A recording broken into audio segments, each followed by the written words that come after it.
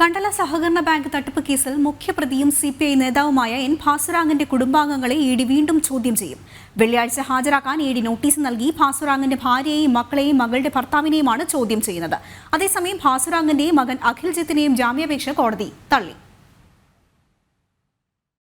ഭാസുരാങ്ങന്റെ ഭാര്യ ബി ജയകുമാരി, മകൾ Aswathy R B, അശ്വതിയുടെ ഭർത്താവ് ബി ആർ ബാലമുരുകൻ, മറ്റൊരു മകൾ അഭിമ എം ബി എന്നിവരെയാണ് ഇഡി വീണ്ടും ചോദ്യം ചെയ്യുന്നത്. കണ്ടല സഹകരണ ബാങ്കിലെ തട്ടിപ്പിൽ മുഖ്യ പങ്ക് വഹിച്ചത് ഭാസുരാങ്ങനും കുടുംബാംഗങ്ങളുമാണെന്നാണ് ഇഡിയുടെ കണ്ടെത്തൽ. 3,22,00,000 രൂപയുടെ ക്രമക്കേട് ഭാസുരാങ്ങനും കുടുംബവും നടത്തിയതായാണ് ഇഡി കോടതിയിൽ സമർപ്പിച്ച പ്രാഥമിക കുറ്റപത്രത്തിൽ വ്യക്തമാക്കുന്നത്. ഇവർക്ക് അടുത്ത 5-ന് കോടതിയിൽ ഹാജരാകാനും സമൻസ് നൽകിയിട്ടുണ്ട്. അതേസമയം ഭാസുരാങ്ങനും മകനും നൽകിയ ജാമ്യാപേക്ഷ കോടതി തള്ളി. കരൂരിലെ പ്രത്യേക കോടതിയാണ് ജാമ്യാപേക്ഷ തള്ളിയത്. കുറ്റപത്രം ഡിജിറ്റൽ രൂപത്തിൽ നൽകണമെന്ന പ്രതികളുടെ ആവശ്യം കോടതി അംഗീകരിച്ചു. കണ്ടല സർവീസ് സഹകരണ ബാങ്ക് തട്ടിപ്പ് കേസിൽ ആദ്യഘട്ട കുറ്റപത്രം സമർപ്പിച്ച ഇഡി രണ്ടാം ഘട്ട അന്വേഷണത്തിലേക്ക് കടന്നിരിക്കുകയാണ്. രണ്ടാം ഘട്ടത്തിൽ അനധികൃത വായ്പകൾക്ക് തട്ടിപ്പിന്റെ മുഖ്യ ആസൂത്രകൻ എൻ ഭാസുരാങ്ങനുമേൽ സ്വാധീനം ചെലുത്തിയ ഉന്നതരായ ചില നേതാക്കളിലേക്കാണ് അന്വേഷണം നീളുന്നത്.